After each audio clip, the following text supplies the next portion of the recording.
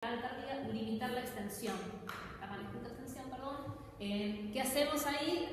O sea, no le voy a hacer todo el abdomen en todas las fases, porque no necesito ver todo el abdomen en todas las fases, ¿sí? Yo el abdomen en arterial y tardío, simplemente voy a hacer en 3 fases, voy a hacer arterial y tardío. El abdomen completo lo hago solo en el tiempo portal, ¿sí? Que lo hago incluyendo las bases del pulmón, hasta incluso pelvis para ver bien la anatomía, ¿sí? Pero en arterial y tardío solamente me limito el tumor, que yo necesito ver cómo se comporta en los distintos tiempos del contraste. No necesito ver la pelvis en tardío o en arterial. No sé si entienden la idea.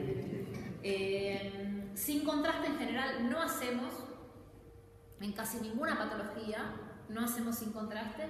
En arterial, en el caso de hemangioma, vamos a ver realce periférico intenso, ¿sí? Solamente realce periférico con dilatación de la arteria hepática y podemos ver el tapering de la aorta. En el venoso vamos a ver un senado centrípeto, ¿sí? Este es el sin contraste. Ahí vamos a empezar a ver el senado centrípeto. En este caso está medio poco lleno porque tiene toda esta área central de hemorragia o macrohemorragia necrosis. Y en el tardío, una vez que uno lo hizo, evaluar si es necesario. Si te quedó muy claro que esto es un hemangioma, quizás no necesitas hacer un tardío, ¿sí? Si te da dudas todavía de si eso se puede llenar o no, entonces le haces un tardío que se lo hacemos a los 4 o 5 minutos. Bastante tardío para llenar todas estas áreas centrales de necrosis. Y bueno, acuérdense que nosotros limitamos la extensión del estudio en las fases arterial, tardío y si eventualmente hicimos sin contraste. Definimos la anatomía, ¿sí? El tamaño del tumor, si están comprometidas las venas intrahepáticas y la presencia de shunts, ¿sí? No debo ver vena porta en la fase arterial. En caso de que yo vea vena porta en fase arterial, tenemos que pensar en un shunt arterioportal. No debo ver venas suprahepáticas en la fase arterial, ¿sí? Entonces podemos pensar en un shunt arteriovenoso o portovenoso en caso de ver las venas suprahepáticas en el tiempo portal. En la resonancia la ventaja es que no utiliza radiación ionizante, ¿sí? La desventaja es que requiere sedación prolongada y técnicas de apnea, ¿sí? No es una sedación tan superficial como uno puede hacer para una tomografía, que es una sedación corta y que al tener una adquisición muy rápida no necesita la técnica de apnea. En cambio en este caso sí, en pacientes con tumores grandes las técnicas de apnea se complican más. En T1 vemos lesiones hipointensas, que puede haber focos hiperintensos de hemorragia. En T2 vemos lesiones hiperintensas. Puede haber áreas de vacío de flujo, ¿sí? Por ejemplo acá, por estas áreas de hiperflujo. Con Badonio vamos a ver un patrón similar al TC, ¿sí? Con un llenado arterial periférico, ¿sí? Y posteriormente un llenado centrípeto. En el GRE podemos detectar calcificaciones o hemorragia.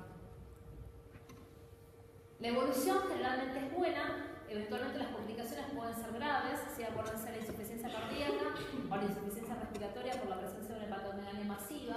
La biopsia se evita por el riesgo de sangrado. En general el diagnóstico lo confirmamos con tomografía y una evolución clínica característica del paciente y con alfa-fetoproteína normal, que es el otro pilar de apoyo fundamental en los tumores hepáticos.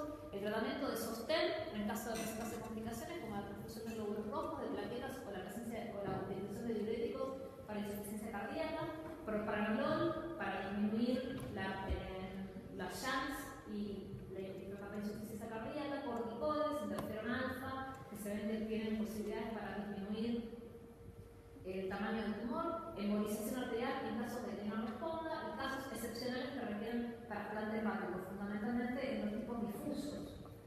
Igualmente es un poco frecuente la necesidad de un trasplante hepático por un hemangioma, pero bueno, existe y está publicado. Amartoma mesenquimático, vamos un poquito más rápido porque ya es menos frecuente, es un tumor benigno, también es más frecuente en pacientes chiquititos menores de 2 años, el 90% se presenta en menores de 5 años, distensión abdominal habitualmente asintomática, la alfa-fetoproteína normal.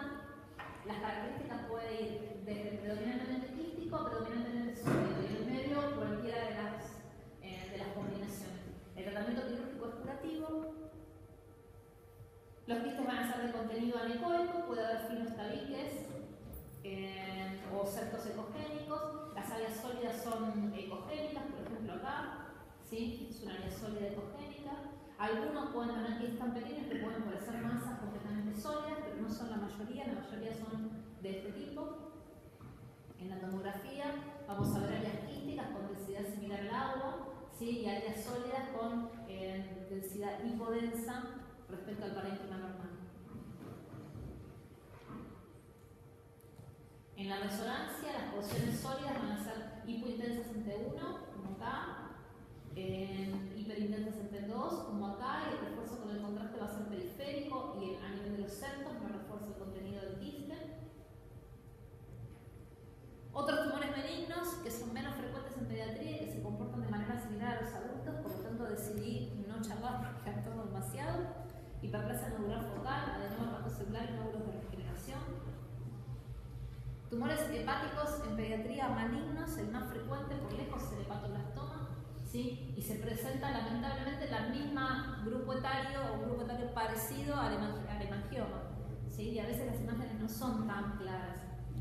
Las asociaciones con el síndrome de Beckwith-Wiedemann, con la poliposis poliposis adenomatosa familiar y la glucominosis tipo 1A, que es una enfermedad de depósito hepática.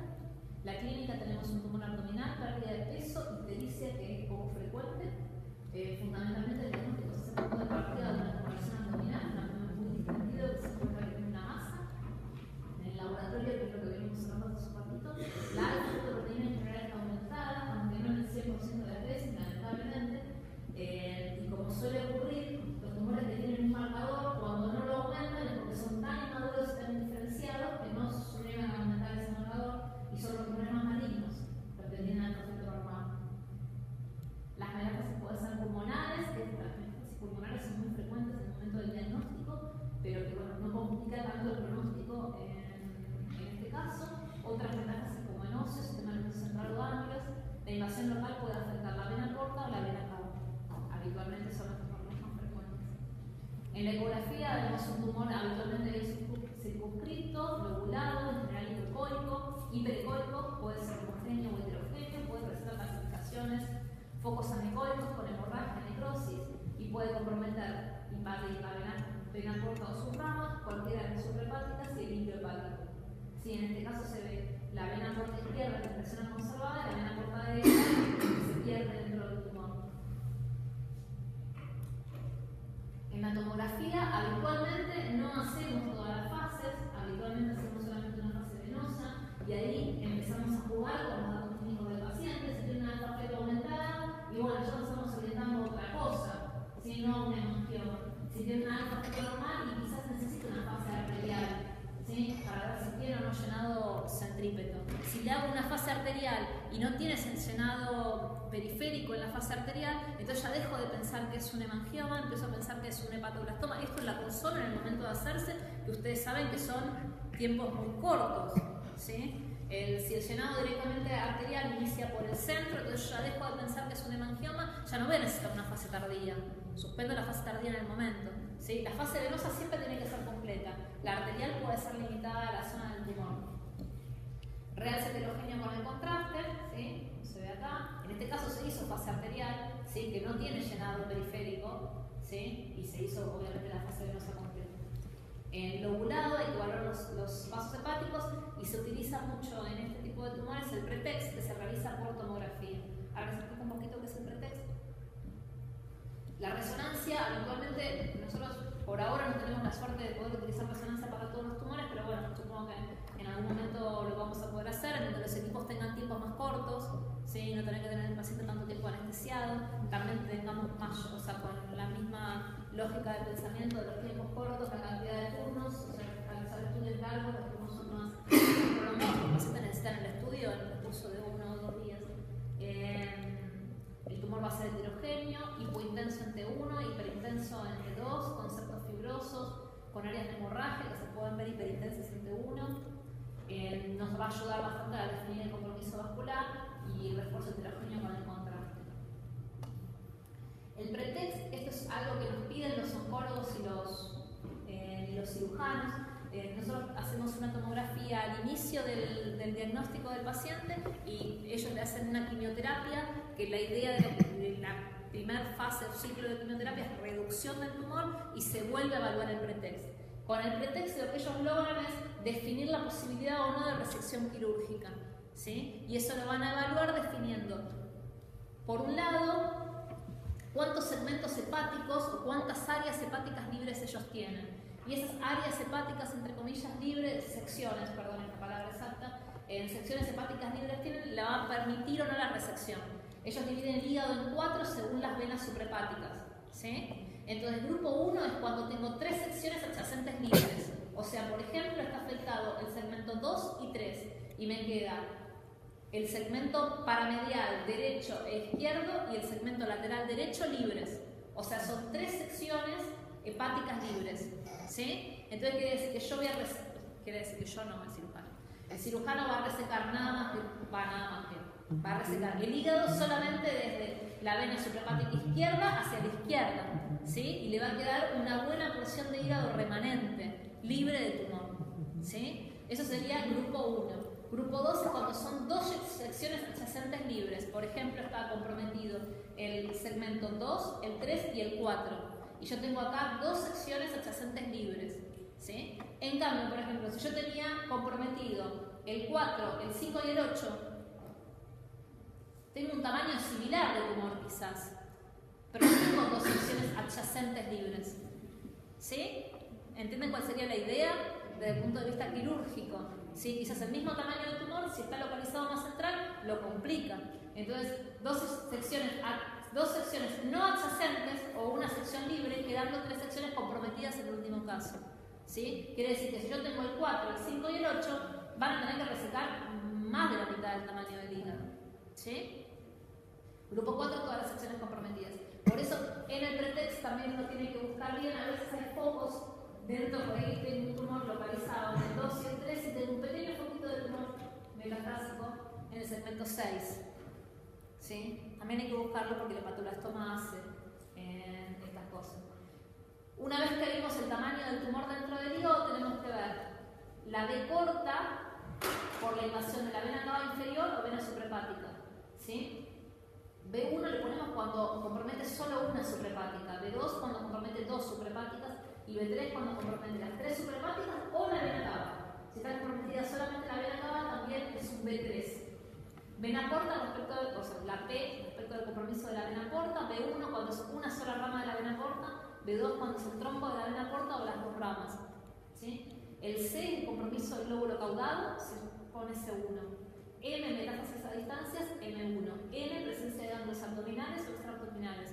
Entonces uno dentro del informe pone clasificación de pretext, grupo 1, B1, P1, C1, C0 o N1 o M0, ¿sí? Eso sería, entre comillas, el código que uno debería informar al cirujano para el pretext. ¿Y eso qué le sirve? Le sirve de saber si ese paciente va a ser resecable quirúrgicamente o va a requerir un trasplante dentro de su tratamiento del tumor, ¿sí? Se está trasplantando bastante a pacientes con hepatoblastoma. Si no es algo que no nos pase, que sea completamente infrecuente. Sí, obviamente con la mayoría van completamente relacionados por el tiempo y los tiempos que requieren, pero es una de las alternativas que se utiliza frecuentemente. Tratamiento, cirugía, quimioterapia, trasplante hepático, que es lo que hablábamos recién. Nosotros hacemos un estudio en el momento del diagnóstico, se hace el primer ciclo de quimioterapia, se vuelve a repetir el estudio para ver si hubo reducción del tumor y la posibilidad quirúrgica, se opera y después sigue con la quimioterapia. Se opera ya sea resección hepática o trasplante hepático. Diagnóstico diferencial, hemangioma hepático, acuérdense que los tumores grandes, a veces que no siempre estaban tan vascularizados, es un diagnóstico diferencial. El amartoma mesenquimático, sí, acuérdense que estas dos circunstancias tienen alfa-fetoproteína normal, pero también recuerden que el hepatoblastoma no en 100% de los casos tienen alfa-feto normal, incluso como para complicarnos un poquito más la vida, los tumores más malignos o más agresivos tienen alfa-feto normal por su inmadurez misma. El hepatocarcinoma, la realidad es que no es un diagnóstico que nos plantee demasiadas dudas, fundamentalmente porque, a ver si les ocurre, por la edad, ¿sí? Hemangioma, amartoma y hepatoblastoma se presentan la mayoría en menores de 2 años, ¿sí? El hepatocarcinoma que nosotros vemos en general son pacientes en una edad pediátrica un poco más avanzada, 10 años, 15 años. ¿Sí? Habitualmente